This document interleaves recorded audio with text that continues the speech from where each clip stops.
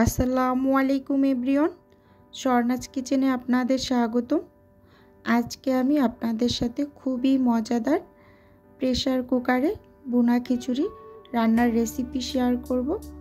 আশা করি আজকের রেসিপিটি খুবই ভালো লাগবে। আমরা সকালে খুবই ব্যস্তময় সময় পার করি, তাই ঝটপট সকালবেলা এই প্রেসার কুকারে ভুনা খিচুড়ি তৈরি করে নিতে পারবেন।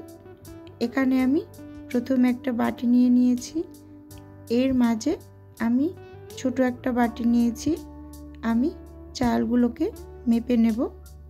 পানির পরিমাণটা সঠিকভাবে দেওয়া গেলে একদম 5 মিনিটে এটা তৈরি করে নেওয়া যায়।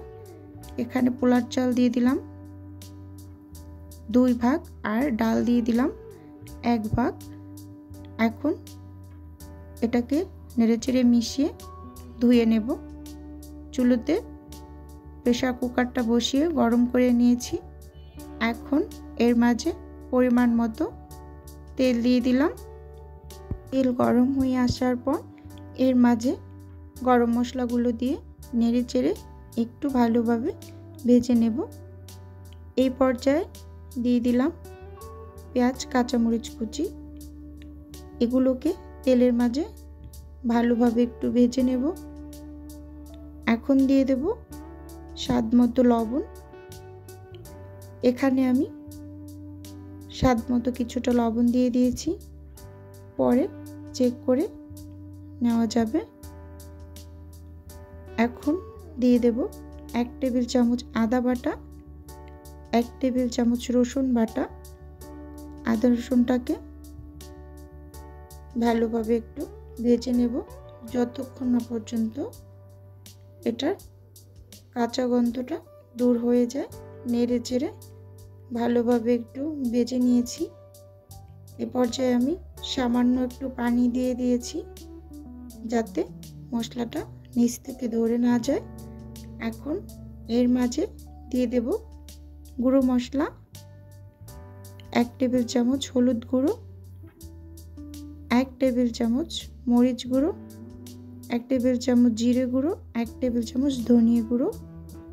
এখন এগুলোকে ভালোভাবে নেড়ে চেড়ে মিশিয়ে নেব।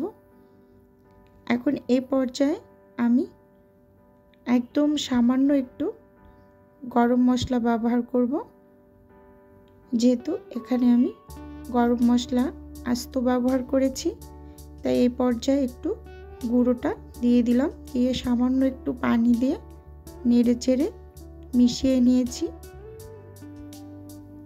এখন আমি অফ ক্যামেরাতে আরও বেশ কিছুটা পানি দিয়ে মশলাটা ভালোভাবে কষিয়ে নিয়েছি। এ পর্যায়ে আমি চালগুলো দিয়ে দিলাম, দিয়ে ভালোভাবে নেড়ে চেড়ে ভেজে নেব। এই ভেজে নেওয়ার কাজটা একটু সময় ধরে করতে হবে। চালটা যতটা পরিমাণ ভালোভাবে ভেজে নেওয়া যাবে, খিচুড়িটা অনেকটা ঝরঝরে হবে। এ পর্যায়ে বেশ কিছুক্ষণ ধরে আমি চালটাকে নেড়ে চেড়ে ভেজে নেব। আর প্রেসার কুকারে পানির মাপটা সঠিক হলে একদম ঝরঝরে হবে খিচুড়িগুলো, আর খুবই অল্প সময় হয়ে যায়।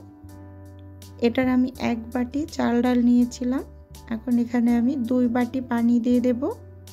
পানিটা সব সময় এভাবে মেপে দেওয়ার ট্রাই করবেন, তাহলে একদম পারফেক্ট আপনি যেভাবে চাবেন সেভাবেই খিচুড়িটা তৈরি হয়ে যাবে।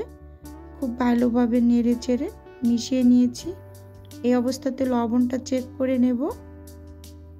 আরও বেশ কিছুটা পরিমাণ লবণ দিয়ে দিয়েছি। লবণের পরিমাণটা একদম ঠিকঠাক হয়েছে।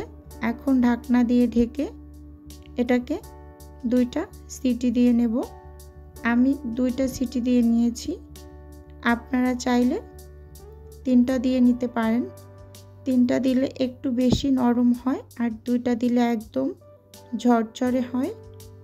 এখন আমি 2 থেকে 2.5 মিনিট পরে এটার ভিতর থেকে বাতাসটা বের করে নিতেছি, কারণ বেশিক্ষণ থাকলে খিচুড়িটা বেশি নরম হয়ে যাবে। এখন ঢাকনা খুলে দেখিয়ে দিচ্ছি, একদম পারফেক্টভাবে হয়েছে।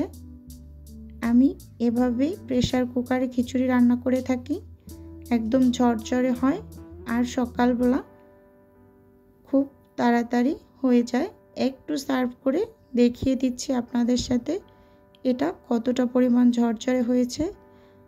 ভিডিওটি ভালো লাগলে অবশ্যই লাইক দিয়ে চ্যানেলটি সাবস্ক্রাইব করে পাশে থাকার অনুরোধ রাখছি। আর অবশ্যই ভিডিও দেখার শুরুতে একটা লাইক দিয়ে দেখে নেবেন। আজকের ভিডিও এই পর্যন্তই। আল্লাহ হাফেজ। আসসালামু আলাইকুম।